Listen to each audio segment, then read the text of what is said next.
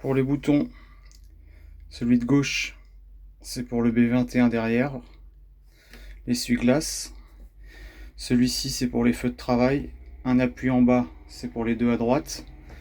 Quand on appuie en haut, les deux de devant. C'est le feu de brouillard. Ça, c'est pour allumer le rotor.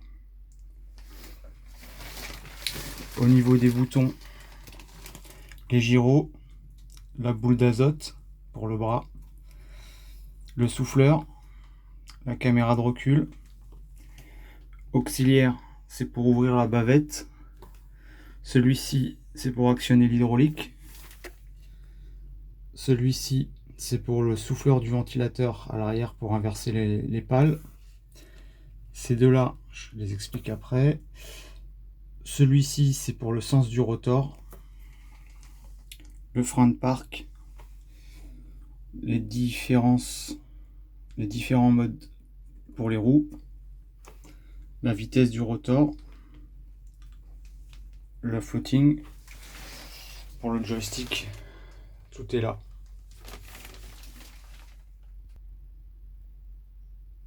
Au niveau des feux de circulation, ils sont là.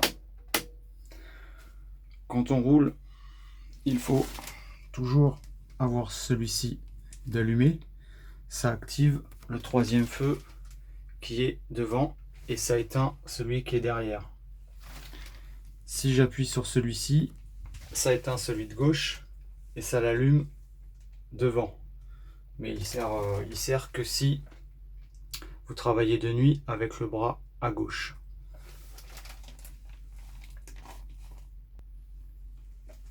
Pour allumer le rotor et pour allumer le bras, se mettre en vitesse 1, bien appuyer sur le frein pour que ça passe. Retirer les deux barres à l'arrière, allumer l'hydraulique,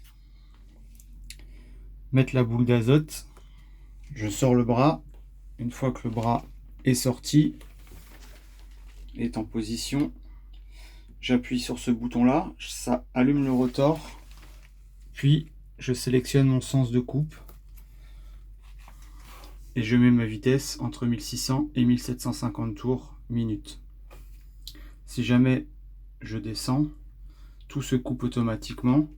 Je suis obligé de refaire la même manip du début à la fin, c'est-à-dire me remettre au point mort s'il faut, remettre l'hydraulique, rallumer, rechoisir le sens et relancer le rotor.